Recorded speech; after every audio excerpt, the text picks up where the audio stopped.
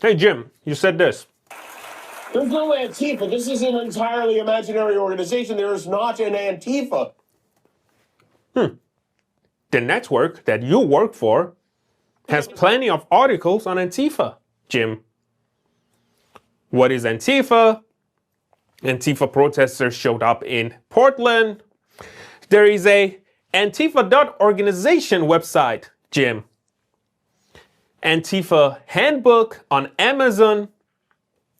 Antifa out there in the streets. Antifa members. Antifa flag. That's interesting. All right, guys, so we got to talk about more cope and denial from the mainstream liberal media when it comes to the fact that the biggest domestic terror threat to this country comes from the far left, specifically groups like Antifa. The ultimate goal is to destroy the United States. Antifa as a movement, it's anarchist communism. Like, people sometimes have just simply branded them as communists. That's not the full picture. Reality is that it was an extreme... There are communists in Antifa, but they're more so, the majority of them are anarchists and anarchist communists. And so the violence is done essentially out of nihilism. And that's why there's such brutality in it.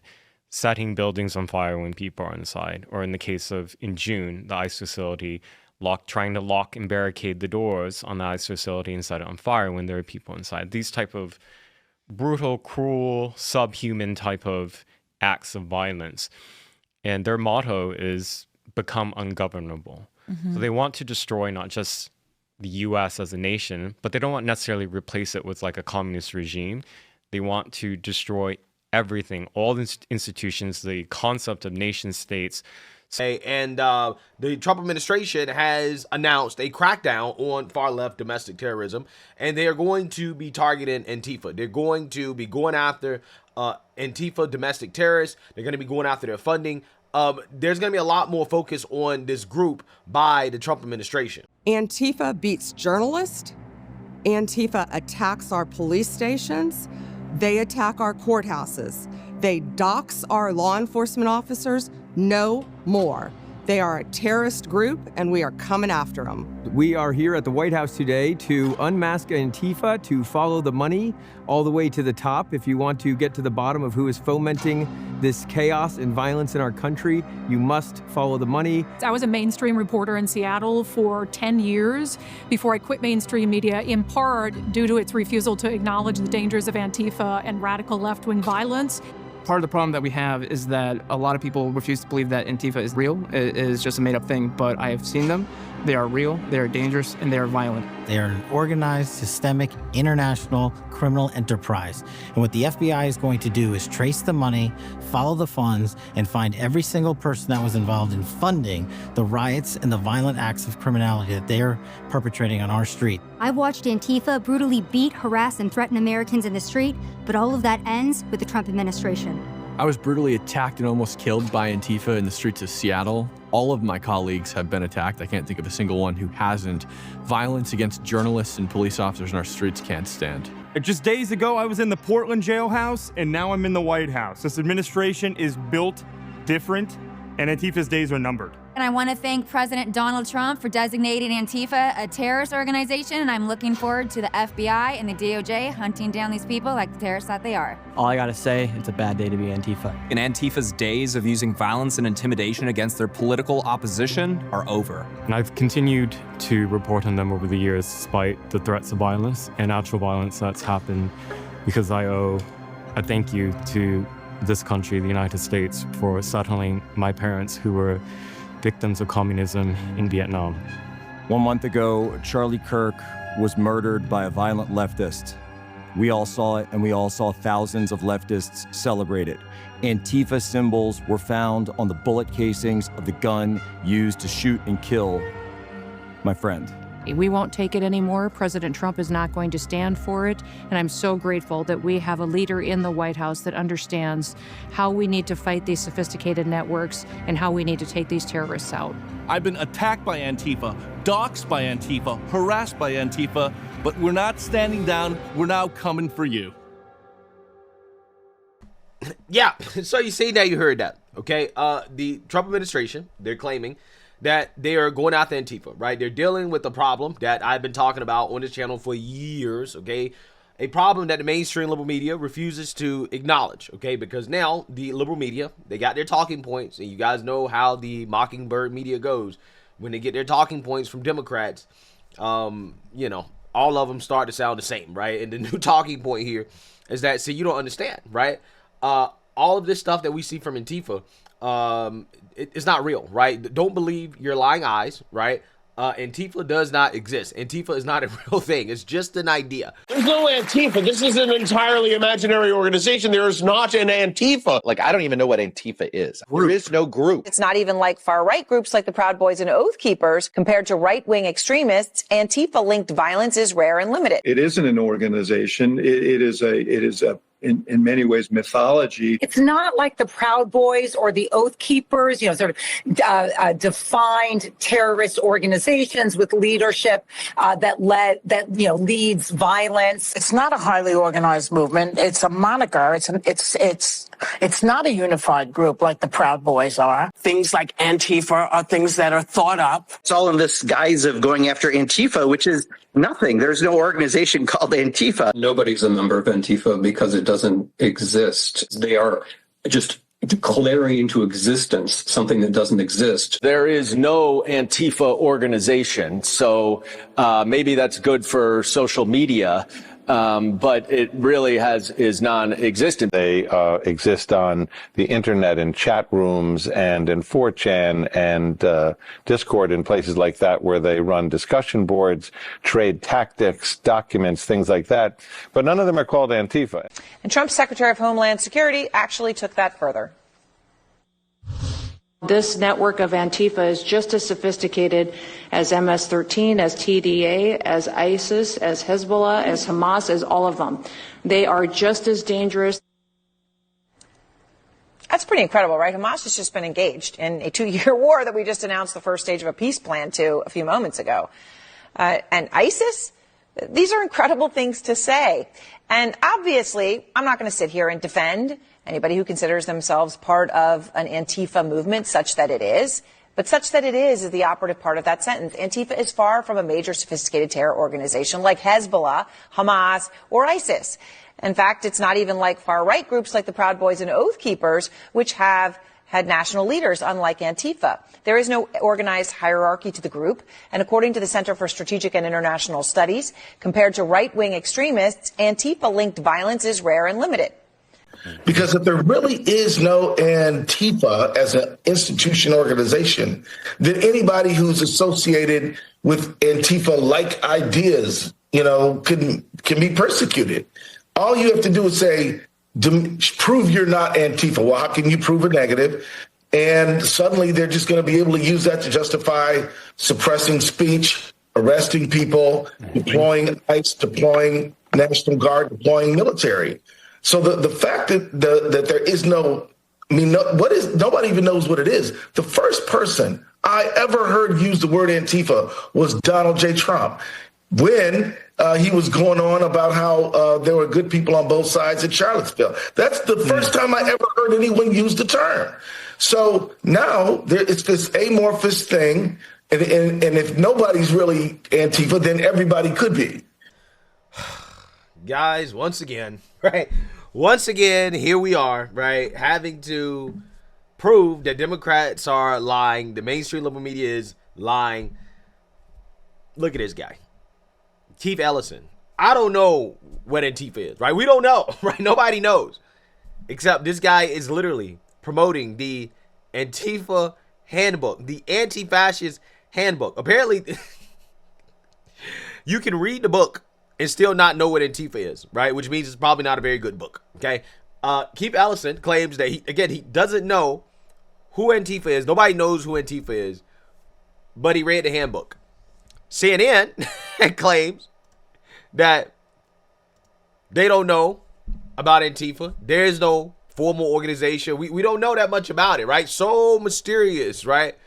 But yet they literally cover Antifa during Charlottesville. So we're talking about 7-8 years ago, they covered Antifa as a group, and at least at the time acknowledged that the group was violent, right? But for whatever reason, CNN forgot their own journalism here, right? By most accounts, almost all of the people protesting against the hateful bigots, the Nazis and Klansmen in Charlottesville, were peaceful, but not all of them. In their midst was a sometimes very violent group of protesters that call themselves Antifa, known to not only clash with bigots, but also sometimes with police and occasionally storefronts.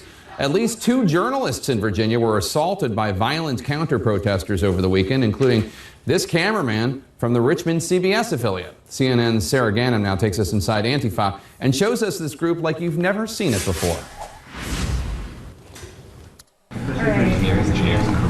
It's 6 a.m. in Portland, Oregon, and we're headed to a bar with blacked out windows. They wanted to meet us really early in the morning because they're concerned about a lot of people being around. We are meeting members of the Rose City Antifa, short for anti-fascist. This group's main goal is to disrupt neo-Nazis and white supremacists, but also take on government and capitalism. Antifa is any group that's willing to stand up against fascists by any means necessary. By any means necessary, they say, can mean outing a white nationalist at their work or to their neighbors. Or, as we've seen recently, violence, fires, property damage, hand-to-hand combat at protests across the country. Explain to me the reasoning behind fighting. You have to make it so unpalatable to be doing white supremacist organizing that they no longer want to do that. And historically, that's what's worked. You have to put your body in the way, and you have to make it speak in a language that they understand, and sometimes that is violence. Wow. Wow. Wow. Did CNN forget about this? Right? Did CNN lose this footage? Okay. Seriously. Seriously. So what you have here is a group that not only has a logo, they got a symbol, they're organized, they got a uniform, apparently got a theme song too. They clearly have objectives, right? A common shared ideology amongst all the members. But somehow, some way, the liberal media in 2025 is trying to tell us that this is not a real group, right? There's no real organization. There's no real movement. It's not a real thing, right? Not a real thing. When they have almost every characteristic, every element of a group that you can think of, Antifa has that, right? But again, the liberal media, Democrats say, no, not a real thing, right? Doesn't actually exist. And you got to ask yourself at some point, will liberals ever get tired of being lied to? I mean, seriously, like, will you ever get tired of the gaslighting coming from the Democrat Party? Right? Do you ever get tired of having your intelligence insulted on a daily basis, right? With these people telling you that up is down and down is up, right? Because I would, right? I certainly would be upset. Now, again, I know Democrats, they aren't targeting people like me, right? I'm too smart, right? They're not targeting us, okay? They're targeting people that they feel are not very intelligent. And a not very intelligent person, okay, would believe the Democrats in their narrative that somehow, some way, Antifa is not a real group. It's not a real thing. It's 100% a real thing. They may be decentralized in their structure, but that doesn't mean they're not organized, or that doesn't mean they're not a group. That doesn't mean that there's not a funding mechanism, like that there's not actual domestic terrorism happening, because there is. And like I told you guys over and over and over again, the reason why Antifa is so dangerous is because they explicitly believe in violence. They believe that being opposed to them, right, or being against their worldview should be so unpalatable, right, aka it's unbearable, that they don't want to do it, which means that they're willing to use violence in order to do it, right? These people strictly believe in violence. And it is a damn shame that the mainstream liberal media is covering up for these individuals and pretending that this doesn't exist. But again, the reason why is, like I told you guys before, and I sincerely believe this, a lot of these individuals are Antifa, right? Like, they're Antifa. They at the very least sympathize with Antifa ideology. So in order to run cover for a group that they agree with, right, an ideology that they agree with, they pretend like it doesn't exist, right? Well, see, you don't understand. I think Antifa doesn't really exist. Those people with the logo, the symbols, wearing the uniforms, right, all saying the same stuff, It's not an organized group. That's your imagination. It's just an idea. An idea set those buildings on fire. An idea is what assassinated Charlie Kirk, right? It wasn't Antifa. It was an idea. Again, this is, wow, the gaslighting never stops. There's no firm number on how many Antifa activists there are in the U.S. because there isn't any one organization.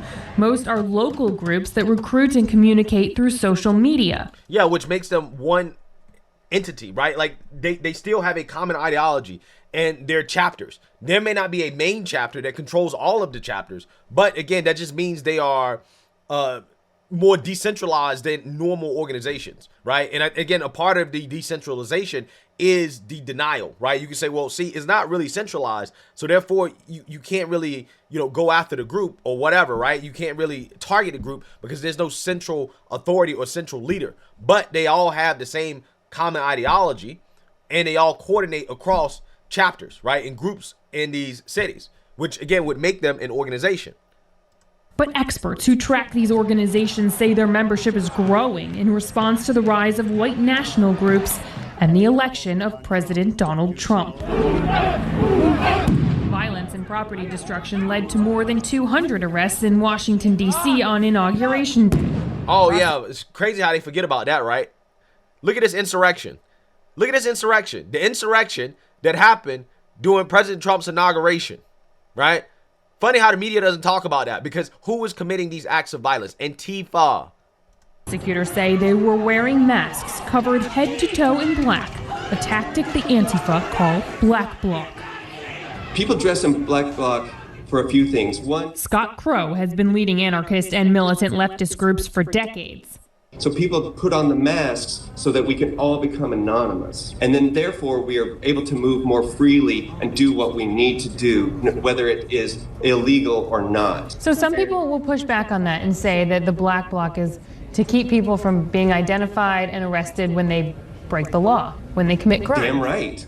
It's a good way to avoid the ramifications of law enforcement. Yeah, it's a good way to avoid accountability for committing acts of violence, which is what these people explicitly believe in. So yeah, I mean, again, it's just crazy to me to watch CNN, a so-called journalist, deny the journalism of her own network, right? How do you get on national television and you deny the journalism of your own network that explicitly acknowledge that, yes, Antifa's a thing, right? They may be decentralized, but they are certainly a group, an organization, and violence is something that they explicitly believe in. They are of leftist ideology. All of these things acknowledged during a CNN report that apparently their propagandists, journalists, forgot about, right? It's crazy how that works, right? It's absolutely insane. But, hey, let me know what you guys think. Make sure you like, comment, and subscribe. Most importantly, share a Black conservative perspective. Peace.